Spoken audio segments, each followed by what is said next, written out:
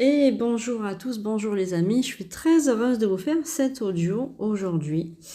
Je suis Sandrine Couder, je suis voyante, je suis médium, je suis formatrice en soins énergétiques et magnétisme.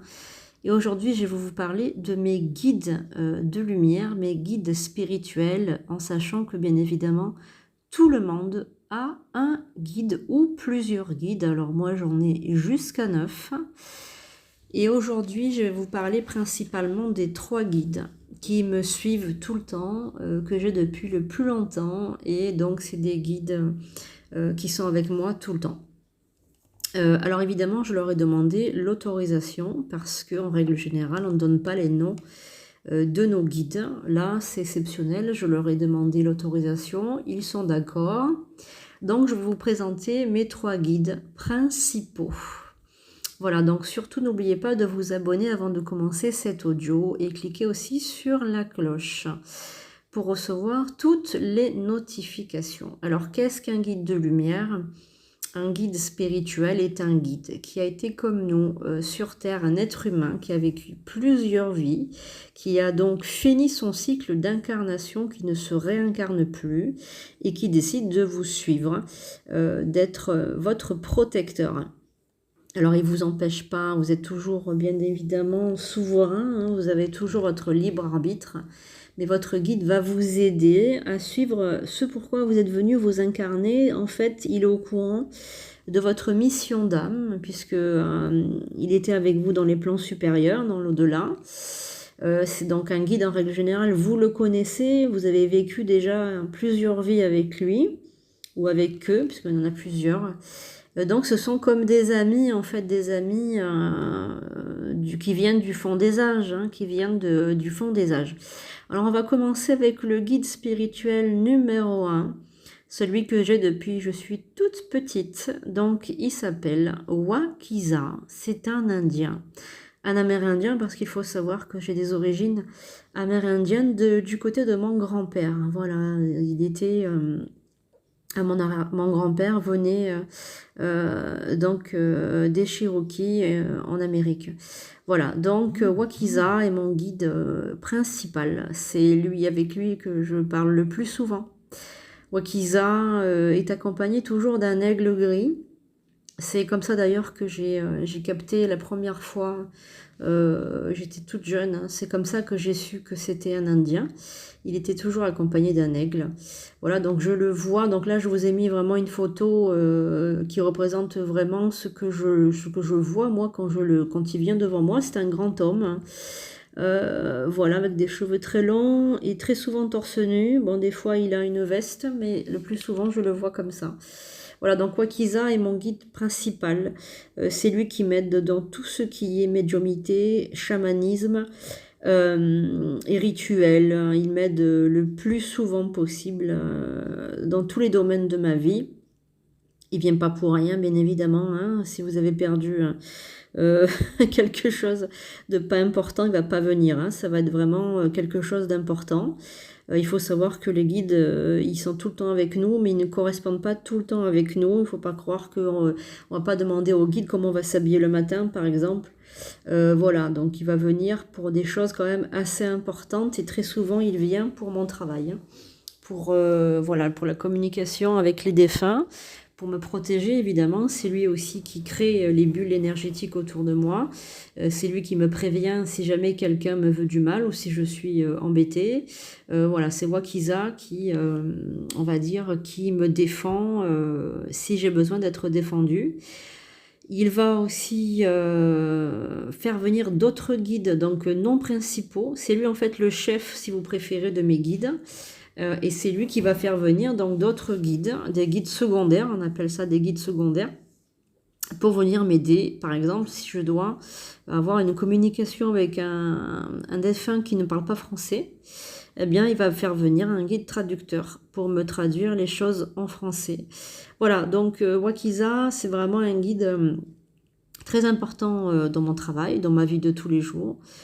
C'est un guide que je remercie. Il faut prier les guides aussi, et les remercier, allumer aussi des bougies blanches pour votre guide ou vos guides. C'est très important d'avoir le respect le respect de vos guides. Vous savez aussi, vous avez donc des animaux totems. Donc moi, évidemment, vu que Wakiza a un aigle gris, j'ai aussi un aigle gris en animal totem.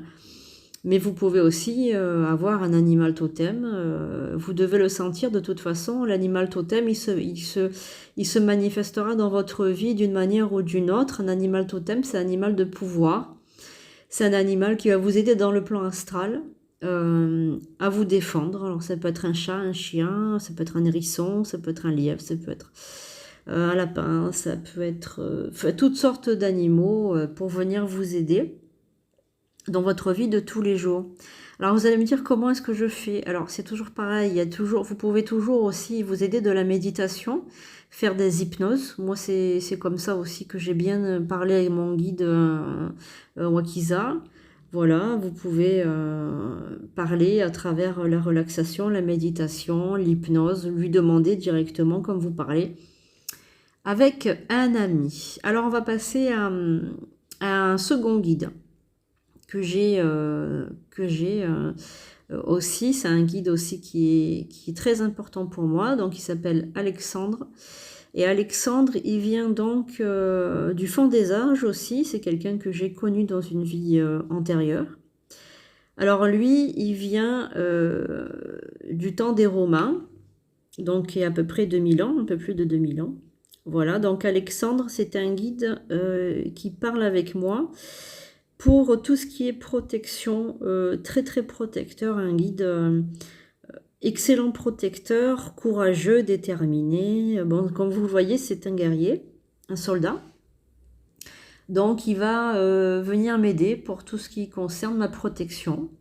Il va aussi m'aider par rapport à mon âme, à mon évolution karmique, puisqu'il est issu d'une de mes vies intérieures les plus importantes pour moi, où j'étais une Piti à Rome. Voilà, donc j'ai déjà travaillé en tant que médium, en tant que voyante, mais à l'époque, on appelait ça des devineresses. Donc les augures, je parlais avec des chefs romains, des consuls, voilà, des espèces de gouverneurs en fait, pour leur donner leur augure, puisqu'ils étaient très superstitieux, ils ne faisaient rien sans consulter les dieux, les déesses, etc. Et c'est à cette époque où j'ai rencontré Alexandre. Voilà, donc Alexandre est un très très bon guide, très courageux, très déterminé, très porté sur le sport, le physique, le bien-être dans le corps, le bien-être aussi mental. Voilà, Alexandre a beaucoup d'intuition aussi. C'était un homme très courageux, avec beaucoup d'empathie et beaucoup d'intuition. Alors, il était assez jeune, comme Wakiza d'ailleurs, ils sont décédés assez jeunes, peut-être autour des 40 ans. Voilà, donc après, un guide comme Alexandre, ça va nous élever au niveau de l'âme. L'aspect aussi historique va être très important, l'aspect des lieux, l'aspect historique, nostalgique aussi, bien évidemment. Et j'aime beaucoup cette époque, voilà, de la République romaine. Voilà, on peut avoir aussi après rencontré dans notre vie des personnes qui vont éveiller les guides, comme par exemple les âmes sœurs, les flammes jumelles, on peut faire des rencontres karmiques. Donc après ça, c'est à vous de voir si votre guide a un rapport avec d'autres personnes que vous avez autour de vous. Voilà, donc pour Alexandre, encore un guide masculin, comme mon premier guide principal, encore un guide principal masculin avec un guide secondaire masculin, et c'est pour ça que j'avais besoin d'un guide plutôt féminin. Donc, je vais vous présenter mon troisième guide qui est un guide féminin. C'est la seule guide féminin de tous mes guides, puisque je n'ai pas d'autre guide féminin. Et cette guide est apparue, alors comme les autres guides, hein, les deux premiers sont apparus il y a plusieurs années. Le premier, Wakiza, est apparu, je devais avoir 14 ou 15 ans. Alexandre un peu plus tard, et Elfie, donc mon guide féminin, est apparu il y a à peu près aussi 18 ans à peu près. Voilà, mon guide Elfie, qui est une guide qui est très douce. J'ai essayé de mettre une image qui me rapproche le plus de son véritable visage. Elfie, qui est une personne qui a vécu, on peut vous dire, pour vous donner une ordre d'idée, peut-être 18e siècle, qui était une grande poétesse. Elle écrivait donc des poèmes, des chansons, elle jouait aussi du piano. Alors je n'ai pas de don pour le piano, mais c'est vrai qu'au niveau des poèmes, au niveau de l'inspiration, etc., j'ai beaucoup d'intuition, beaucoup d'inspiration. Lorsque je choisis mes phrases, mes mots, je fais appel à Elfie. Elfie qui a vécu une vie tragique, qui a eu un destin tragique, dramatique, et donc qui a gardé ce côté un peu mélancolique. C'est pour ça que je vous ai choisi cette photo, parce qu'elle représente vraiment ce qu'elle est pour moi, donc cet aspect de mélancolique un petit peu, qui n'est pas du tout mon caractère, puisque moi je suis plutôt quelqu'un qui est jovial et qui rigole beaucoup, mais Elfie a ce côté un petit peu tristouné. Alors c'est comme ça que je la reconnais lorsqu'elle est avec moi, parce que elle laisse comme ça derrière elle un côté un peu mélancolique. Voilà, donc les guides aussi que vous avez peuvent vous faire changer un peu votre personnalité. Évidemment, si vous êtes en contact avec eux de manière assidue, comme moi je le fais, il faut ouvrir bien le troisième œil et entrer en connexion avec les guides par le troisième œil. Donc je vous ai mis une vidéo sur l'ouverture du troisième œil. Après, je vous conseille aussi de faire des hypnoses. Donc vous pouvez prendre rendez-vous avec moi pour faire des hypnoses, pour vous contacter vos guides. Voilà, en hypnose spirituelle bien évidemment. Donc je reviens sur Elfie qui est donc la seule de mes guides qui est d'identité féminine. Alors pourquoi on dit féminin, masculin? Vous allez me dire, il n'y a pas de sexe au niveau de l'au-delà. C'est parce qu'ils ont été plusieurs vies femmes ou plusieurs vies hommes, et donc ils se sentent bien dans la peau d'une femme ou d'un homme. Bien évidemment, ils n'ont pas de sexe.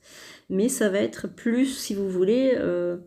leur âme, ils ont été hommes et femmes, bien évidemment, successivement dans les vies, mais ils vont se sentir mieux en tant que femme ou en tant qu'homme. Voilà. Mais après, c'est vrai qu'ils n'ont pas de sexualité, hein, évidemment, ce ne sont pas des êtres vivants comme nous.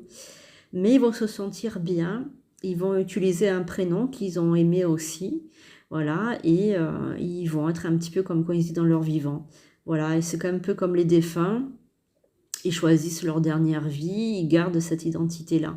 Ensuite, ils peuvent se réincarner, les guides, s'ils n'ont pas fini leur évolution, mais en règle générale, s'ils deviennent guides, c'est qu'ils ont fini leur évolution de l'âme, donc ils n'ont pas besoin de venir se réincarner pour réapprendre des choses. Mais ils peuvent, bien évidemment, ils peuvent revenir dans la matière s'ils ont envie d'évoluer. Voilà pour mes 3 guides principaux, j'espère que cette audio vous a plu.